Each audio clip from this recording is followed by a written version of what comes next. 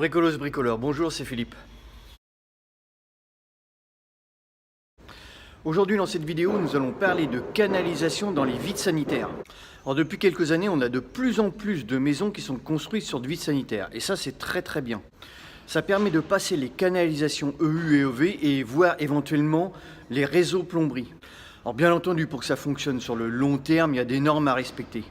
Donc pour cela, je vais te donner 8 points essentiels qui vont t'aider à réaliser des canalisations dans les normes, dans les règles. Donc le premier point, ça va être le diamètre des canalisations. Pourquoi? Parce que les canalisations se trouvant à l'horizontale, plus ton diamètre va être gros, mieux va être l'écoulement. Alors le deuxième point, ça va être la pente. Alors la pente, c'est minimum, c'est 1 cm au mètre. Si tu peux mettre plus, mets plus. Plus qu'il y a de pente, mieux c'est. Après, ça va dépendre de la hauteur de ton vide sanitaire. Alors le troisième point, ça va être les bouchons de visite. Alors n'hésite pas à en mettre au niveau de tes jonctions de descente, au niveau de tes parties droites, sur ton réseau, sur tes réseaux. Pourquoi? Parce que le jour que c'est bouché, tu peux au moins visiter pour pouvoir déboucher. Alors le quatrième point, ça va être le collage. Bien coller tes raccords et tes tuyaux à la colle PVC. Les gens ont tendance à dire, voilà, on est sous la maison, donc c'est pas très grave. Moi, j'ai vu beaucoup de vides sanitaires qui étaient remplis d'eau et de merde suite à un mauvais collage. Donc bon, à éviter.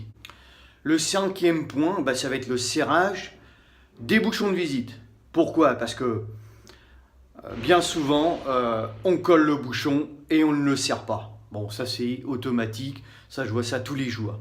Donc bien serrer le bouchon, parce qu'un bouchon mal serré, c'est une fuite garantie.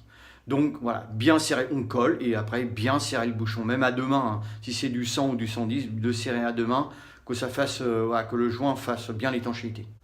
Sixième point qu'on va retrouver, c'est la fixation des réseaux. Alors éviter les calages à l'arrache, style du genre parpaing, planche, etc. Tout ce qu'on peut trouver. Prévoir des colliers de descente galvin ou du feuillard perforé et puis tu te fixes, se fixer au plafond, tu te fixes au plafond ou aux parois de ton vide sanitaire. Donc le septième point qu'on va retrouver, ça va être de séparer les EU et les EV.